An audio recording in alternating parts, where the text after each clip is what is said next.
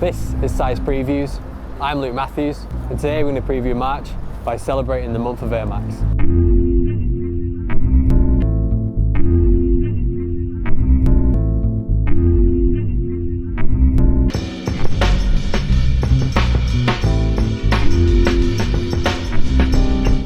The year is 1987. Tinker Hatfield just produced a radical design of an Air Max with the airbag actually showing. So first up, we're going to start the month with the iconic Air Max 1. So as you can see, the shoe is the original Air Max 1, but it's slightly different. Instantly you can see that it's an ultra version, so all excess material has been removed. Throughout all these shoes we'll show you this episode, the shape has been redone so the toe box sits a lot more narrow and the profile is back to how it used to be. So in 1987 this design was radical. Tinker Hatfield and his team exposed the air unit, showing a vulnerability in the silhouette. People thought, you can't actually wear that, what if it pops? But they did it, and the inspiration was channeled by using the Pompidou Centre in Paris, the way that the outside of the building was on the inside and vice versa. Paying homage to the day itself with the 326, you'll see that the overall design profile has been intensified by the Hyperfuse S panels on the upper, and then teamed with the iconic nubuck of the Uni Red. So last year we saw Nike introduce their innovative Flyknit material on the Max 1. This year we see it debut on the Air Max 90. Throughout the years we've seen many iterations of the Air Max 90 infrared. We've seen the Hyperfuse, we've seen the engineered mesh, we've seen the OG. First time we've seen Flyknit. It's also an ultra, so all excess weight's been stripped out on the footbed, and then again the upper. The design lines have still been kept there by using a different thread and a different pattern on the Flyknit, but the shape's amazing. The Flyknit sock is a bit straightened out here, but you can say by the profile it still holds its original design values, but pays homage to having both ends of the spectrum in terms of the technology of what's at the forefront of the industry and the iconic shape and design features that Nike famed themselves for throughout their archive. So we've had 87, we've had 90, we move now to the Air Max 97. Inspired by the bullet train in Japan, the Air Max 97 has gone on to be a cultural icon in many different subcultures, especially those in Milan, which saw an exclusive drop in our Milan store in December.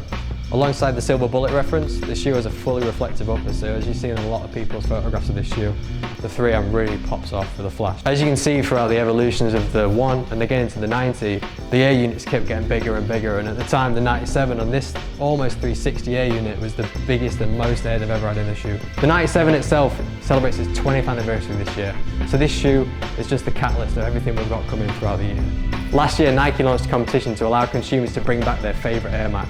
Thousands and thousands of people voted and one came out on top, and it was the Nike Air Max 1 Atmos. Originally done as a collaboration between the Japanese retailer Atmos and using the iconic elephant print that Tinker Hatfield used on the Jordan 3, you get the leather toe box, you get the really premium suede, and again the shape is back to what it should be. So this shoe is important on many different ways. Firstly, that Nike are listening to what the consumer wants and giving back. The fact that the shape's back, and the fact that this colour's come back, because this for so long has been on the top of everyone's grail list, and the fact that the brand listened to the consumer what they wanted is massive. So off the back of the Masters of Air film last year, the guys have got together and curated the very own Max 1. It's worth noting when you see the Max 1 Master that this is just one side and one foot, because the left foot is completely different. Utilising Nike's famous "What the" formula, you'll see a load of your favourite Nike collaborations throughout the shoe. Starting off with the Uni Red and the OG around the front, you'll see other iterations down the side, so you've got things from Patty, you've got things from Para, and again from Atmos. The upper is extremely premium. You see a perforated leather toe box, a really soft, buttery leather on the upper, and a towel in swoosh. The shoe, you really need to pick up, you need to feel it, and it's finished off with a perfect outsole. So we've seen the past, and now we're going to take a look at the future with Rory Fraser from Nike. So for us, it started around 6 years ago, and we really wanted to make the best Air Max running shoe. And a lot of that started with listening to the voice of the athlete and listening to those runners. And we heard some of the things that they liked and some of the things that we could have improved upon.